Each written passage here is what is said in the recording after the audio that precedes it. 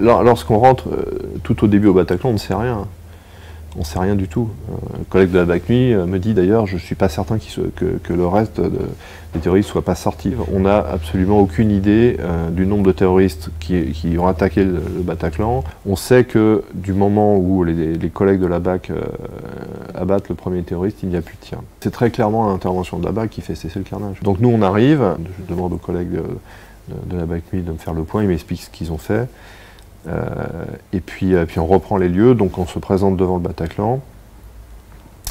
Et là, si vous voulez, c'est une scène qui est saisissante, hein, qui reste. Hein, c'est que la fosse était totalement couverte de corps. Parce qu'on comprend après qu'on avait les personnes décédées, évidemment, les blessés, il y avait beaucoup de blessés.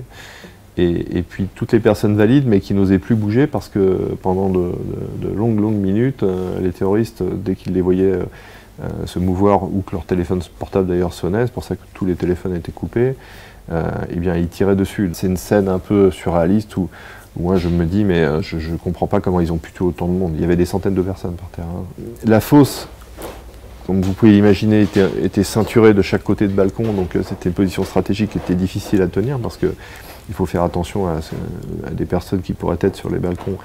Ce n'était pas le cas, mais il fallait faire attention à ça.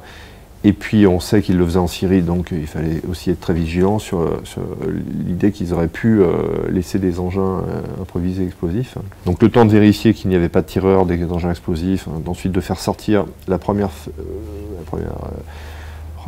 partie des otages qui étaient valides, et ensuite d'aller chercher les blessés qui n'avaient pas pu sortir par eux-mêmes. Tout ça, ça a pris je dirais, une vingtaine de minutes. Ensuite, on aurait pu imaginer que tout de suite les sauveteurs, les pompiers en tête rentrent à l'intérieur. Mais ils ne l'ont pas souhaité, nous on ne les a pas forcés d'ailleurs, parce que, encore une fois, même jusqu'au bout, même après l'assaut, il a fallu revérifier qu'il n'y avait pas d'engin explosif.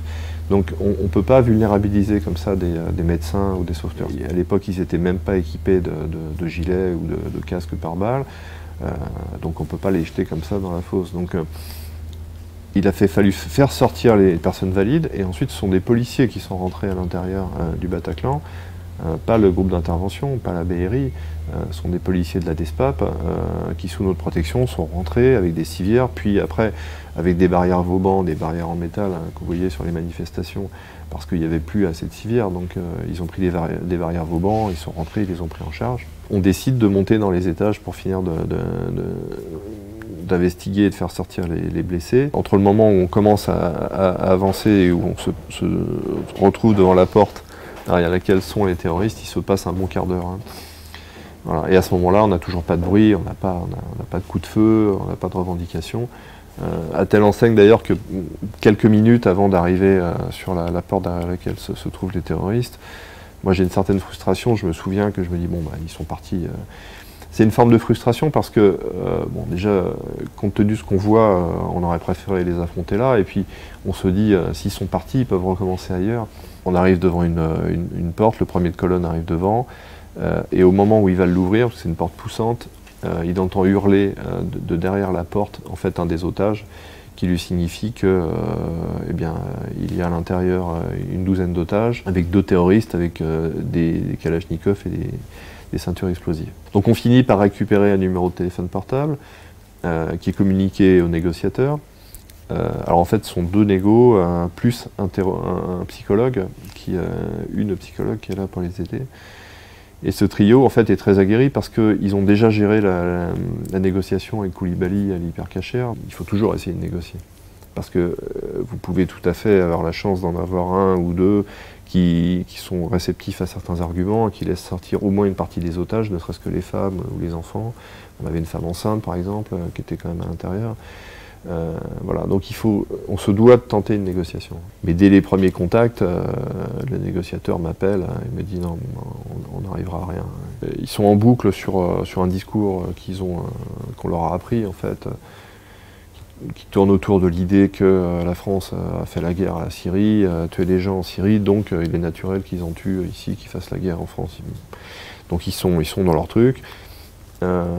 assez fermés à tout argument, et puis ils veulent même pas discuter pour libérer les otages. Donc on est face à un mur. Le négociateur m'indique qu'il demande à plusieurs reprises si les chaînes d'infos continues sont présentes, mais il ne demande pas à parler aux journalistes. Il veut savoir si les médias sont là.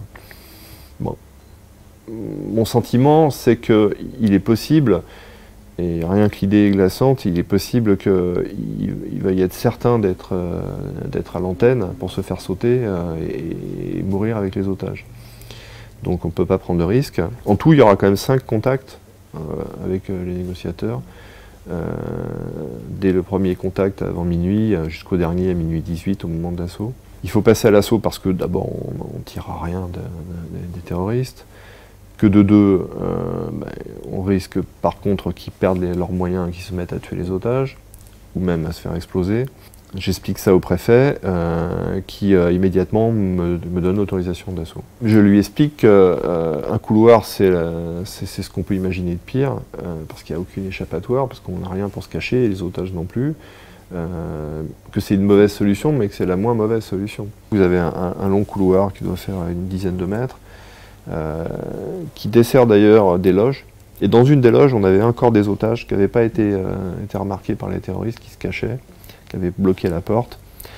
Et tout au bout du couloir, vous avez un escalier qui tourne sur lui-même sur la droite, qui va à un demi-palier, qui dessert de nouveau une pièce dans laquelle il y avait encore une vingtaine d'otages, et puis un corps qui descend jusque sur la scène. Et à minuit 18, on a un nouveau contact, un dernier contact en fait avec les terroristes, et là je lance l'assaut parce qu'à un moment il faut y aller, quoi. Ensuite le premier de colonne qui pousse le Ramsès. Le Ramsès c'est un long bouclier qui couvre tout l'intervenant sur sa hauteur et qui doit être large d'un peu moins d'1 mètre. Il le pousse devant lui, parce qu'il est très lourd, ce sont 2 boucliers l'un sur l'autre, donc ça fait environ 80 kg. Il pousse ça devant lui, et il y a une résistance assez forte à ce moment-là avec la porte. Et en fait, ce sont des otages, un en particulier qui est derrière la porte, que le terroriste lui avait dit, tu te mets derrière la porte et si tu entends quelqu'un qui veut rentrer, tu me le dis, surtout s'il essaye de rentrer, tu l'empêches. Et il le fait, et après j'en ai parlé d'ailleurs avec lui. Je comprends, lui il se dit au moment où il comprend que nous on va rentrer que ça va être l'enfer à l'intérieur. Donc il ne le fait pas pour protéger les terroristes, il ne le fait pas pour nous entraver. Il le fait parce qu'il a peur de ce qui va se passer et on ne peut pas lui en vouloir. Hein. Donc il résiste un peu, mais bon, sous la poussée, il finit par se permettre à la porte de s'ouvrir, il est tout de suite évacué. Pendant une bonne minute, 1 minute 30, le premier de colonne pousse le bouclier, encaisse un tir assez nourri, puisqu'il prend un chargeur complet de Kalachnikov dans les boucliers. Il y en a autant qui passent, qui tapent au plafond et sur les murs. Au fur et à mesure qu'il avance, il fait passer derrière lui les otages. Il lève un peu le bouclier pour les passer quand ils sont au sol. Et tout du long, le deuxième et ensuite le troisième, tout le monde tire les otages pour les passer derrière la colonne, pour que la deuxième colonne derrière les prenne en charge et les fouille.